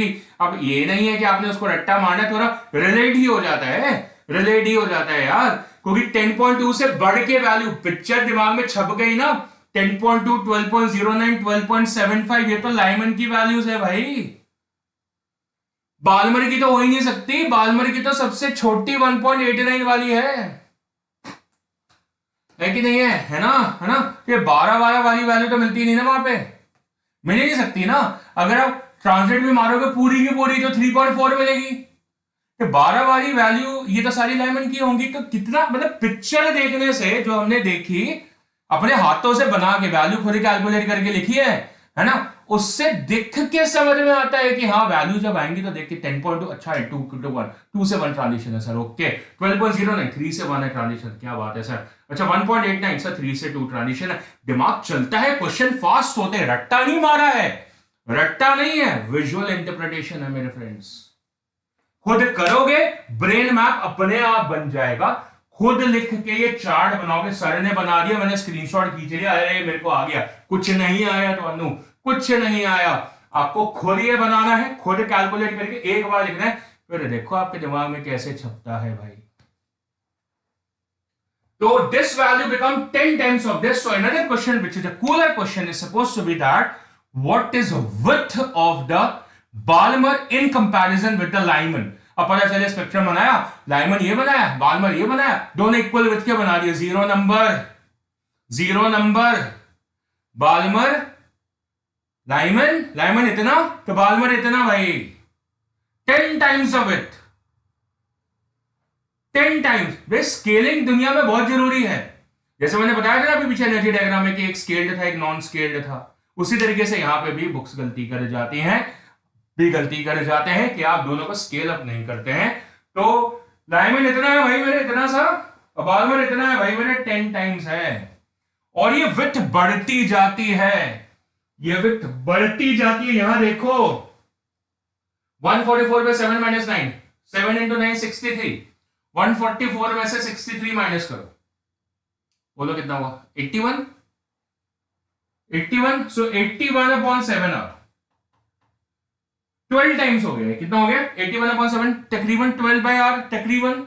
और ये कितना 3.2 था, तो ये 4 गुना है इसका, कितना है 4 गुना, रफली 4 टाइम्स है, तो विड्थ और बढ़ गई, मतलब लाइमन के मुकाबले तो 40 गुना हो गई। सो लाइमन, बाल्मर और ये अगला वाला इससे भी बड़ा, 4 गुना उससे बड़ा। So this is how the spectrum width keeps on increasing. So आपको समझ में आ गया होगा कि ये हमने क्यों बनाया है, आगे भी करके देख सकते हो। 400 माइनस 9 इंटू 16 इज 16 इंटू 9 होता है 144, तो 400 में से 144 will be 256/9। Still you can see it is growing, 22 Guna 25 Guna 25 times double हो गई, डबल से थोड़ी ज्यादा हो गई, इससे थोड़ी डबल हो गई। और ये वैल्यू 11 इंटू 25 कितना होता है, मैं अपने आप से पूछ रहा हूं, 275, और 11 इंटू 25 275, तो 900 में से 275 जाएगा तो 625 बचेगा, है ना, 625, 11 5 या 55, 11 दूनी 22 पर 27, बिल्कुल सही है, 625/11 आ रहा है। तो देखो भाई कितना कितना हो गया ये, 60 के आसपास, 58 59 के आसपास। और ये कितना आ रहा था 20/22, तो 2-3 गुना, ये 3 टाइम्स ये भी हो गया। इसका मतलब it's ever increasing with the shortest width is for Lyman, Balmer is रफली 10 times of it, and the Pascal is 4 times of the Balmer roughly. This is 2 times of it roughly. This is 3 times of it roughly. So this is how the width increases. So बहुत मेहनत करके हमने ये पूरा table आपके लिए आपके सामने रख दिया है, द कंप्लीट स्पेक्ट्रम एनालिसिस। बातें भी सिखा दी कि क्या बताया आपको, ये बताया कि कॉन्टिन्यूअस स्पेक्ट्रम कब होता है और लाइन स्पेक्ट्रम कब होता है, और लाइन स्पेक्ट्रम में तो क्या सब कुछ ओपन कर दिया। इस सारे कॉलम को, इस वाले को क्या बोलते हैं, series limit. So what is a Lyman series limit, 912, मतलब 912 से ऊपर के वेवलेंथ का फोटोन आएगा तो लाइमन सीरीज मिलेगी, है ना, नहीं तो सीरीज खत्म हो जाएगी। लिमिट है उसकी। बाल्मर की सीरीज लिमिट क्या है, 3648, पैस्कल की 8208, जहां से शुरू हो रही है वो सीरीज, ब्रैकेट की 14592 और पी फंड 22800। पूरे स्पेक्ट्रम की सीरीज लिमिट क्या है, 912। क्या है, 912। 912 से कम फोटोन का क्या मेरे भाई, थोड़ा पीछे जाते हैं। 912 एंगस्ट्रॉम वाला फोटोन मतलब जिसकी ट्रांजिशन इंफिनिटी से 1 है या 1 से इंफिनिटी है, ठीक है। थोड़ा पीछे चलते हैं, इस डायग्राम ये बनाया मैंने आयोनाइजेशन। है ना, ये आयोनाइजेशन कहां पे, n इक्वल टू इंफिनिटी तक, ये लाइन बना, ये वाली है ना। इसकी जो एनर्जी है कितनी है, 13.6 eV, और इसके लिए फोटोन कितना चाहिए, उसकी वेवलेंथ है 912 एंगस्ट्रॉम, ठीक है, और E क्या होता है, hc/λ। तो अगर एनर्जी ज्यादा चाहिए तो वेवलेंथ कम करनी पड़ेगी, मतलब 912 एंगस्ट्रॉम के कम का अगर फोटोन है, मतलब लेट्स से 904 का, तो डेफिनेटली उसकी एनर्जी 13.6 से ज्यादा आएगी, है ना, क्योंकि 13.6 पे 912 एंगस्ट्रॉम वाला फोटोन है। अगर फोटोन की वेवलेंथ 904 है तो उसकी एनर्जी इससे ज्यादा आएगी, तो वो डेफिनेटली इसको आयोनाइज करेगा, फोटोइलेक्ट्रिक इफेक्ट है कि नहीं। मिनिमम से ऊपर चाहिए तो मिनिमम से ऊपर है। अरे बात समझ में क्या आ रही है, मतलब जब 912 वाला आयोनाइज करवा सकता है तो उससे कम वेवलेंथ वाले की एनर्जी ज्यादा होगी तो डेफिनेटली आयोनाइज कराएगा। 903 वाला वो भी कराएगा, 902 वाला वो भी कराएगा, 901 वाला वो भी कराएगा, अरे 680 वाला वो भी कराएगा, 703 वाला वो भी कराएगा। क्यों, क्योंकि सबकी वेवलेंथ इससे कम है, क्योंकि ये तो मैक्सिमम वेवलेंथ हो गई, थ्रेशोल्ड वेवलेंथ हो गई काइंड ऑफ। उससे थल्ले जितनी वेवलेंथ आ रही हैं उनकी एनर्जी सबकी 13.6 से ज्यादा होगी, सारे आयोनाइज कराएंगे तो सारी पॉसिबल वेवलेंथ आ रही है, तो सारी पॉसिबल फ्रीक्वेंसी होगी।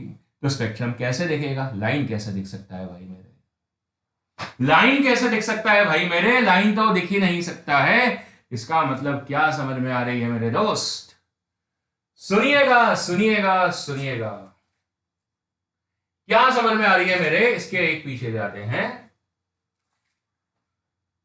भाई। देखो ये वाली लाइन, ये वाली लाइन, ये वाली लाइन जो गई इस पे 912 वाला था, और इस वाले पे जो सबसे छोटी लाइन है इसके करस्पॉन्डिंग 1216 एंगस्ट्रॉम है। कितना है, 1216 एंगस्ट्रॉम, 1216 एंगस्ट्रॉम का फोटोन है, और इस वाली लाइन पे 912 का है।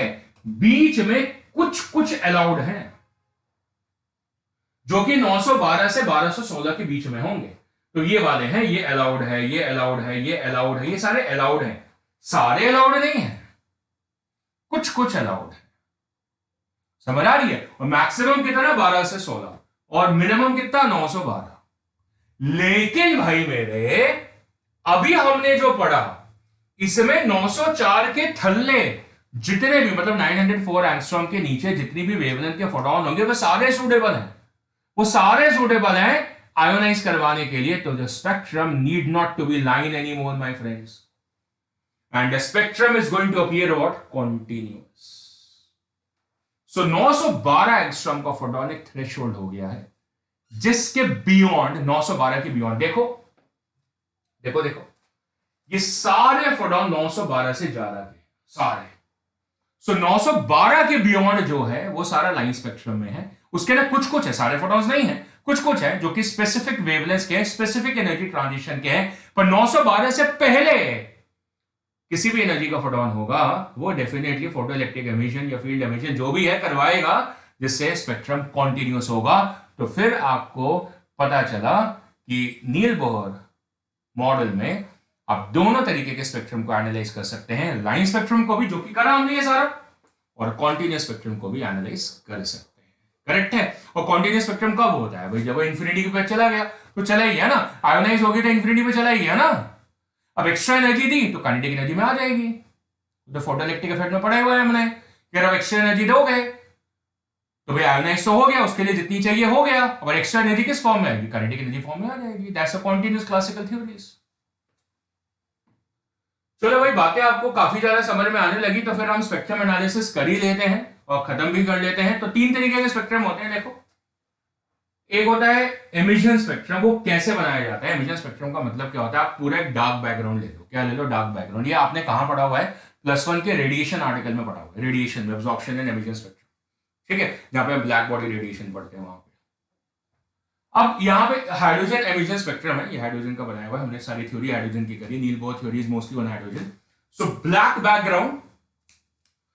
बैकग्राउंड और उसमें visible bright lines, colour lines इसलिए ताकि पता चले कि वो किस पार्ट ऑफ स्पेक्ट्रम में है। तो ये आ गई आपकी 660 वाली, देखें चेक कराता हूं वैल्यूज, आपको चेक कराता हूं, ऐसे नहीं है बिना वैल्यू के कुछ नहीं है। ये आपकी 1216 से 912 ये विजिबल में है ही नहीं, है ना, विजिबल में सिर्फ ये है। तो कलर्स कहां विजिबल है भाई, बालमर में है, बालमर में है ना। तो बालमर में मिनिमम क्या है 3648, इसको आप लिख सकते हो 365 nm, ठीक है, और ये भी अराउंड 657 nm, ठीक है, नैनोमीटर, ठीक है। सो 365 नैनोमीटर एंड 657 नैनोमीटर के बीच में आपका बालमर है, 365 to 657, watch it 365 to 657, so that's your 657, this over here, ठीक है, 657, ये आपका 700 है, ये गलत है, ये आपका 700 है, ठीक है, 600, 650, 700, 750, ठीक है, ये आपका हो गया 657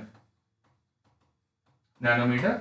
और ये शुरुआती यहां से, इधर से इससे पहले भी होगा, तो यहां पर आपका आएगा वो जो 360 कितना लिया था हमने, 365 नैनोमीटर, तो ये 365 नैनोमीटर इसके बीच में, और सारी अलाउड नहीं है, कुछ अलाउड है। तो जो अलाउड ट्रांजिशंस हैं उनकी ये ब्राइट लाइंस, और कलर लाइंस है, ये वाली आपकी ब्लूइश साइड की है, ये वाली आपकी रेड साइड की है, larger wavelength. That's your emission spectrum. So what is an emission spectrum in which we have the black background, dark background, and we have the specific lines corresponding to specific transitions. And from the minimum to maximum. So this is for the Balmer, visible. This is for the Balmer. Right? Visible. अब देखो UV को तो दिखा नहीं सकते ना ऐसे, वो तो उसका मतलब ऐसे दिखा दोगे कि लाइन होती है, पर कलर तो दिखाई नहीं पाओगे, है ना, यूवी में नहीं दिखा पाओगे, आईआर में नहीं दिखा पाओगे। कलर का सारा बिहेवियर तो किसमें दिखता है, रेनबो में, मतलब विजिबल में। कॉन्टिन्यूस स्पेक्ट्रम ऐसा है, मतलब सारे के सारे कलर्स दिख रहे हैं आपको, जैसे रेनबो में दिखते हैं उसको कॉन्टिन्यूस स्पेक्ट्रम बोलते हैं। जैसे कि आप प्रिज्म में से लाइट को पास करोगे, है ना, व्हाइट लाइट को पास करोगे तो पूरा स्पेक्ट्रम आपको खुल जाएगा, दैट्स अ कॉन्टिन्यूस स्पेक्ट्रम, सारे पॉसिबल कलर्स, फ्रीक्वेंसीज, वेवलेंथ्स हैं उसके अंदर। ये आपकी स्पेसिफिक है, so it's a line spectrum, right, so it's a line spectrum condition, line spectrum, ये भी लाइन स्पेक्ट्रम है, and this is based upon the Kirchhoff law not of electricity, Kirchhoff law of radiation, where we say good absorbers are good emitters. इसका मतलब बहुत सही है, देखो electron ने फोटोन को एब्जॉर्ब करा ग्राउंड स्टेट से, और n = 3 पे चला गया, मान लो। अब n = 3 से नीचे आ गया, क्या आ गया, n = 3 से नीचे आ गया, तो क्या करेगा, n = 1 पे आ गया, मान लो, बीच में भी ठहर के भी आ सकता है, मान लो n = 3 से 1 आ गया, तो क्या होगा, उतनी एनर्जी एमिट करेगा जितनी एब्जॉर्ब करी थी, so good absorbers are good emitters. हम तो बोल ही रहे हैं ना, फॉर्मूला क्या करता है, 1/λ = rz² × 1/n1² - 1/n2², दोनों तरीके से काम करते हैं ना, एब्जॉर्प्शन एमिशन दोनों के लिए, n1 और n2 चेंज कर दोगे, है ना। तो इसका मतलब क्या हो रहा है, good absorbers are good emitter, पहले एब्जॉर्ब करके ऊपर गया, फिर एमिट करके नीचे आ गया, थल्ले आ गया, तो good absorbers are good emitters. इसका मतलब जब एब्जॉर्ब करके ऊपर गया था, जो फोटोन गायब हो गया था, क्योंकि वो फोटोन गायब हो गया, क्योंकि वो तो फोटोन ने एब्जॉर्ब कर लिया, तो वो एब्जॉर्प्शन स्पेक्ट्रम में आएगा,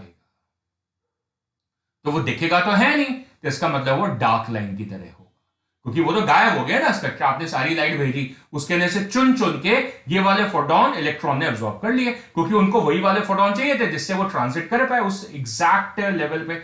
देखो आयोनाइज होना है तो फिर कॉन्टिन्यूस बिहेवियर है, तो फिर वो 912 से थल्ले का जो भी फोटोन आएगा वो ले जाएगा, लेकिन अगर एक्साइट करना है तो कंक्रीट एनर्जी चाहिए ना, एग्जैक्ट एनर्जी चाहिए, क्योंकि एक्स्ट्रा एनर्जी लेके दूसरे ऑर्बिट में नहीं जा सकता, क्योंकि वो फ्लॉ हो जाएगा, पोस्टुलेट 1 और 2 के साथ में कॉन्फ्लिक्ट आ जाएगा, रेडिएशनलेस ऑर्बिट है, तो एग्जैक्ट एनर्जी चाहिए, जस्ट पहुंचने की चाहिए, एक्स्ट्रा एनर्जी बिल्कुल नहीं चाहिए, है ना। तो it's allowed transition state, allowed मतलब उससे ऊपर नीचे नहीं हो सकती है। तो जो फोटोन एब्जॉर्ब हो गया, मतलब वो एब्जॉर्ब हो गया, तो एब्जॉर्प्शन स्पेक्ट्रम में दिखेगा as a dark line, so that's a dark line. Balmer है तो n = 3 से 2 वाला भी होगा, n इक्वल टू 4 से 2 वाला भी होगा, मतलब 4 से 2 वाली जितनी एनर्जी चाहिए उसके करस्पॉन्डिंग जो वेवलेंथ वाला फोटोन एब्जॉर्ब हो गया वो भी आ गया, 5 से 2 वाला वो भी आ गया, 6 से 2 वाला वो भी आ गया, 7 से 2 लास्ट वाला कौन सा है, इंफिनिटी से 2 वाला जो है वही आ गया। ये सारी dark lines, what are these dark lines, मतलब हो था ये पूरा स्पेक्ट्रम, मतलब ये सारे फोटॉन्स भेजे आपने, सारे पॉसिबल कलर्स के भेजे, पर उनमें से चुन चुन के इलेक्ट्रॉन ने यही वाले एब्जॉर्ब किए, क्योंकि अलाउड ही वही थे ना कि भाई ट्रांजिट ही यही अलाउड है, भाई n इक्वल टू 2 से 3 अलाउड है, 2 से 4 अलाउड है, 2 से 5 अलाउड है, बालमन की बातें हो रही है ना, 2 से 6 अलाउड है, तो स्पेसिफिक जाएंगे सारे तो जा नहीं सकते, that's your line spectrum, but absorption अब ऊपर पहुंच गए, कोई 3 पे पहुंच गया, कोई 5 पे पहुंच गया, कोई 6 पे पहुंच गए, बेटे को एक एटम है तो एक ही पहुंचेंगे, है ना, क्योंकि सिंगल इलेक्ट्रॉन मॉडल है तो एक ही इलेक्ट्रॉन की बात हो रही है। अब ये हो सकता है कि मल्टी एटम्स हो ना, एक सैंपल में मल्टी एटम्स हो सकते हैं, अब उस पूरे सैंपल पे भेजे तो एक एटम में से ये हुआ, दूसरे एटम में से n इक्वल टू 2 से 4 चला गया, किसी तीसरे एटम में से 2 से 5 चला गया। अब एमिशन की बात करते हैं, 5 से 2 आया एक एटम में, क्योंकि सिंगल इलेक्ट्रॉन मॉडल है, एक एटम में तो एक ही इलेक्ट्रॉन की बात होगी। अब दूसरे एटम में 6 से 2 आया, किसी में 3 से 2 आया, तो अलग अलग कलर के निकले, तो ये वो colour that is appearing in the emission, क्योंकि चुनिंदा बाहर आए ना, तो चुनिंदा वेवलेंथ एमिट हुई, तो बाकी तो एमिट ही नहीं हुई, तो बाकी क्या दिखेगा, डार्क। तो एमिशन स्पेक्ट्रम में बैकग्राउंड कैसा है, डार्क, बालमर की बात हो रही है, और विजिबल क्या है, lines of the specific colour, Balmer में क्योंकि विजिबल कलर है। और अगर आप एब्जॉर्प्शन स्पेक्ट्रम की बात करें तो बैकग्राउंड कैसा है, कलर्ड, क्योंकि सारे विजिबल स्पेक्ट्रम है ना, तो सारे कलर्स है पॉसिबल, बेसिकली व्हाइट भी बोल सकते हैं, बुक्स व्हाइट बैकग्राउंड भी बोलते हैं कि व्हाइट मतलब सारे कलर्स हैं, और उसके अंदर क्या है, dark lines, what are these, dark line, dark lines मतलब जो मिसिंग वेवलेंथ है, मतलब वो फोटोन एब्जॉर्ब हो गए, so the books can use the language as the missing wavelengths, missing wavelength का मतलब these are absorbed photons, and what is bright lines, these are the bright colored lines. So what are the bright colored lines explaining to us, that is for the emitted photons,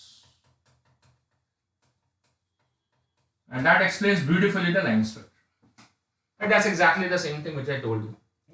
This is coming from this far end over here, this was 3650 angstrom, and this one over here that is 6566 angstrom, उसके बीच में, that's a complete Balmer spectrum, keeps on fading, देखो ये merge होता जा रहा है, फिर ये यहाँ से गायब हो गया,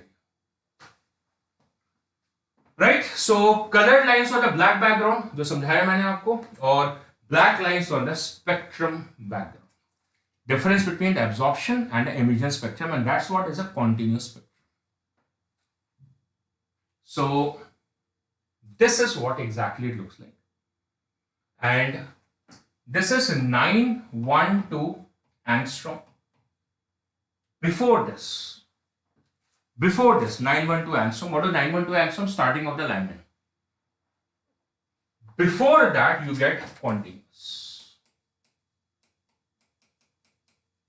right? That's a continuous spectrum. So it is completely white, that means all the wavelengths are sufficient to emit, frequencies all are allowed, so it's a continuous, and it's not colored because it's not Balmer, so it's a white background with all the possible frequencies and wavelengths are emitted. 912 onwards it becomes selective till 12116, till 12116. So this one, let's say that's 12, oh sorry, this is 12116. So in between you have some transitions in between. I cannot show colored over here, so you have some transitions over here. Some transitions over here. So line spectrum. This is for your Lyman. This is for Lyman. There are more lines. That is for the Lyman series. And then you get from here the Balmer. So next starts the Balmer, and the Balmer starts with the blue from, this is 3648 angstrom, and then it moves to red, and the width is larger. This is the width of the Lyman, small, and it is 10 times larger. So over here you are getting that 6566 angstrom. and between, of course, you have many other lines. So this is supposed to be your Balmer, width of the Balmer. And of course, beyond that, you can keep on sketching the Pascal bracket P-fund, which will be more in the width, right? So this width was for the Lyman, that was the width of the Lyman, right? Lyman series. So you can see that this is a wider width, and this is the color, and this cannot be colored because that lies in the UV, this lies in the UV, and this lies in the visible. And this is what? This is known as the emission spectrum.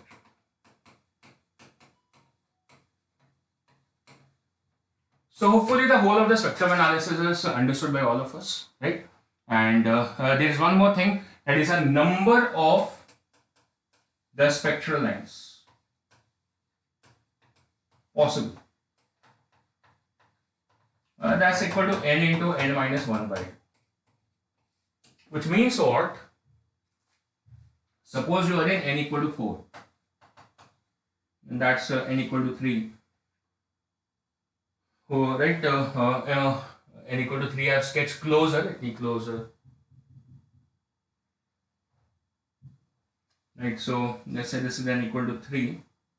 Oh, that's n equal to 2 and n equal to 1. So 3, 2 and 1. So one possibility, this is one possible line. Then the possibility is it moves to this and then like this. Then the possibility is moves to this and then like this, or then the possibility is it moves to this and then to this and then to this, like this. So these are the possibilities, right? So repetition नहीं होनी चाहिए. So one line, second line, it will repeat होगी. So second line, third line, fourth line, fifth line. So how many lines total? It should be, let's check this. So let me reconstruct this particular diagram in another mannerism, which is more easier to understand. I give it a possibilities, how it basically comes. Okay. So have patience, which I am trying to explain to you. So I'm sketching this once again. The way the books make you understand. So it is like this, one line possible, then this line, like this possible, okay, then this line is possible, and then this line possible. So how many lines? 6, right? So this line 1, this line 2nd, this line 3rd, so 3 lines, correct. Then this 4th line, so 4th line, then this 5th line, so 5th line, and the 6th line, so 6th line. So n into n minus 1 by 2, 4 into 3 by 2, that is 6 lines. These are the possibilities, but possibility in multi-electron model. Are you getting the point? Repeating again. Multi-electron model means that is a multi-atom model. एक atom में एक ही electron लेना है, क्योंकि theory ही वही है. तो multi atoms लेंगे तो ये है. अगर सिंगल एटम है तो या तो वो ये कर सकता है, या तो ये, या तो सीधे आ गया, या इस पे जंप करके फिर इधर रेस्ट करके आ गया वहां पे, या ये करके आया, या फिर ऐसे आया. तो इसके अंदर मैक्सिमम क्या है? 3. ऐसे आया तो कितनी? 2. ऐसे आया तो कितनी? 2. ऐसे आया तो एक ही लाइन बनेगी. लेकिन अगर हर एक स्टेज पे जंप करके आया तो कितनी आ रही? 3. तो वो कैसे मिलेगी? n-1 lines. That is for the single electron model. ये क्या है? For multi atoms. So do remember this idea. This is for the multi atoms, क्योंकि एक एटम में एक ही इलेक्ट्रॉन की बात हो सकती है. एक इलेक्ट्रॉन या तो ऐसे आएगा या तो ऐसे आएगा. ऐसा थोड़ी है कि वही इलेक्ट्रॉन ऐसे भी आ जाएगा, वही इलेक्ट्रॉन ऐसे भी आ जाएगा. समझ आ रही है? तो इस फॉर्मूले की यूटिलिटी ध्यान रखिएगा कि फॉर्मूला हर जगह यूज नहीं होता है. This is whenever there is supposed to be the multi atom behaviour. तो एक एटम में इलेक्ट्रॉन कुछ और कर रहा है, दूसरे में कुछ और प्रोबेबिलिटी है, तीसरे में कुछ और प्रोबेबिलिटी है, तो फिर ये आपकी मैक्सिमम स्पेक्ट्रल लाइन है. क्या है? मैक्सिमम स्पेक्ट्रल लाइन से कितनी? n into n-1/2 और प्रोबेबिलिटी ऑफ इट. और इसके अंदर ये सिंपल अगर सिंगल एटम की बात हो रही है तो फिर उसमें जो मैक्सिमम लाइंस है, so the maximum lines are n-1. मतलब इस केस में 3 है. ऐसा भी हो सकता है 2 ही हो, ऐसा भी हो सकता है एक ही लाइन है. तो मैक्सिमम कितनी आएंगी? n-1. That's the line spectrum and of course I explain to you the continuous spectrum part also in it. एंड जो लेक्चर की शुरुआत में बोला था हाइब्रिड मॉडल है, और लेक्चर के एंड में आते आते हमें ये बात समझ में आई कि हाइब्रिड मॉडल का मतलब क्या था, है ना। तो बहुत ही सुंदर आर्टिकल है, बहुत ही बेहतरीन आर्टिकल है। नील बोहर ने एक्चुअली बीच का एक रास्ता निकाला जिसके अंदर क्लासिकल वेव थ्योरी भी सेटिस्फाइड, और हम भी सेटिस्फाइड, मॉडर्न थ्योरी भी सेटिस्फाइड, क्वांटम थ्योरी जो कि मैक्स प्लैंक और एल्बर्ट आइंस्टाइन ने शुरू करी थी।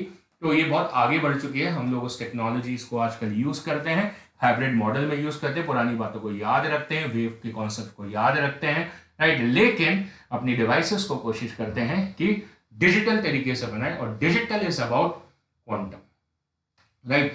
वैसे भी आजकल तो सब कुछ डिजिटल हो चुका है। चलो, so with this I am going to stop the lecture for today and I am going to come back tomorrow and talk about new stuff tomorrow. Meanwhile आपको कोई होमवर्क जो आएगा वो होमवर्क आपने करना है, कंप्लीट करना है, कंप्लीट करके भेजना है। And the test is also coming because of weekend is around the corner, so test are also coming, so be prepared for your testings also. So have a good bye for me. Bye.